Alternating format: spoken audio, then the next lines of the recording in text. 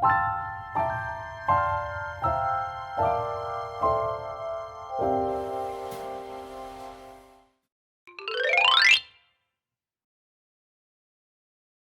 name is Anna Glossop. I'm the Deputy Principal here at Powys Tanjung and I'm also a Design and Technology teacher, which I have been for almost 20 years.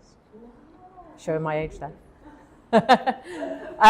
I'm secondary qualified, which means before working here, I was teaching to A-level and IGCSE, as well as some younger school. Sure, design and technology is a really big spectrum of skills. So it's woodwork, metalwork, plastics. It's hand techniques where we're working with files, abrasive paper and saws, making things by hand. And on the other side, it's computer-aided design, graphic design, and using our computer-aided manufacture. That's things like the 3D printer, the laser cutter, where machines are helping us to fabricate our ideas. And we try to give the children an experience of all of that, and then they can decide where they fit on that.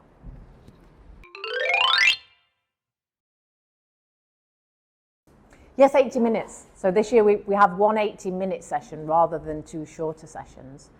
And the reason is we really want to get them into a creative flow. So once we've got out all of the specialist tools and equipments and the children have got their ideas bubbling and had their conversations, it's very hard to then stop that straight away to move on. So we give them a good amount of time where they can really start to use mastery for some of the tools and kit we have around.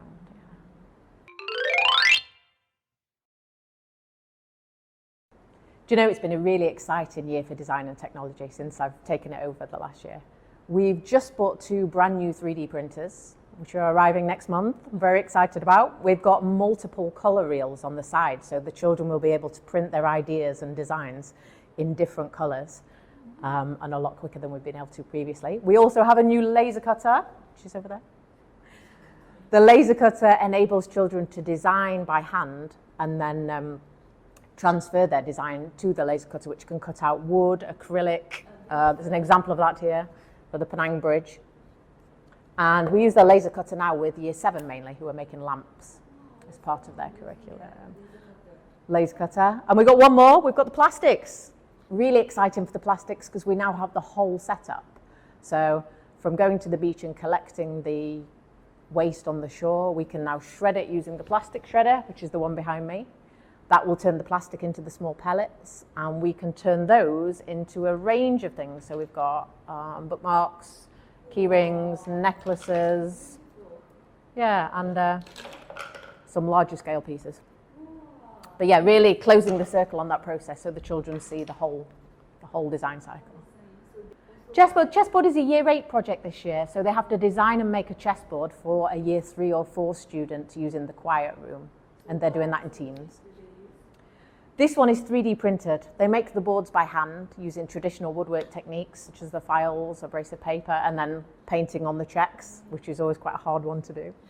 But yeah, the chess pieces are 3D printed, and the idea is they have to follow a theme.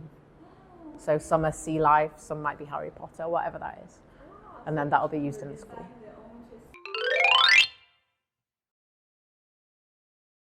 All right, so for the curriculum, we try to give as broad a range as possible of experiences. So our Year 7s start off with traditional woodwork, and they learn to make a maze. There's one on the way here. The maze is meant to be inspired by sustainability and saving Penang beaches. So you'll find they've used the plastics recycling in there as well. It's got a Penang theme on some of them with the colour scheme. After the maze, they go on to the first design, engineer, construct project. That one will be based on architecture and the built environment, and that is a qualification at the end of the period of time if they want to go through with that. And then third, we will have a lamp. The lamp is focusing on Penang and heritage and celebrating our culture, and that's to do with traditional hand-drawn design and pattern work. And we then scan that and transfer it into computer-aided design, and we cut out the lamps using the laser cutter. So in that project, they get experience with acrylic and with wood, and a little bit of electronics as well in the theory side. As far as Year 8 go, Year 8 work in teams to produce the chess set first. It's a chess set for Years 3 and 4, again inspired by a theme, and then Year 3 and 4 will play with that in the common room so it becomes part of our school entertainment at break times. We run a second stage of design, engineer, construct in year 8, so a little bit of a higher level. Again, that can go for certification. And then the last project for our year 8s will be fun glasses for graduation and a photograph frame. So they're going to design and make some oversized acrylic glasses with lens in. We'll use the line bender strip heater so we can bend it to fit. And that's all about anthropometrics and ergonomics. So how big is the distance between your ears and your eyes? Does it fit?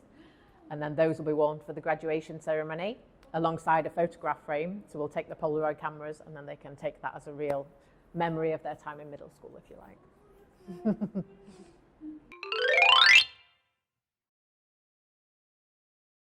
So one interesting thing about DT over the last few years that I've noticed is it's about the same interest for boys and girls, which is really good for me to see and something I really try to encourage girls to take up design and technology as well. The kind of careers we see our children go on to are engineering, product design, fashion design, architecture. So all of those have the same base really, which is starting from DT in school. Next year we're getting sewing machines. So we'll be able to do more of a fashion element, batik, get the lamps with the proper lampshades.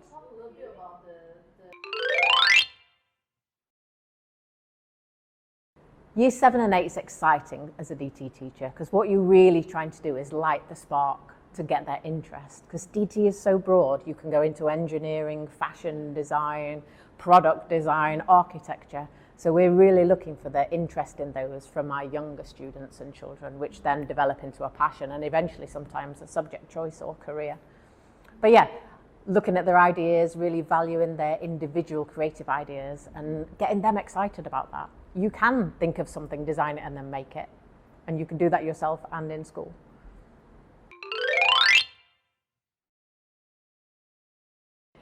I would hope if parents observed a DT lesson, the first thing they'd see is everyone would be engaged and that it's a practical lesson. We really think it's important to get the children up, making, put down the pencils and paper and the laptops. That has its place, but we want to be in there using the machines, the specialist kit that we have available to us, and really valuing all the children's ideas and individuality.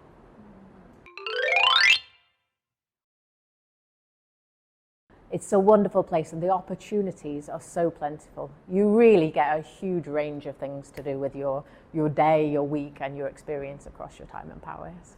From specialist lessons to outdoor activities, trips, so many leadership opportunities you can get involved with as well. It's a really good balance and yeah, it's a wonderful place.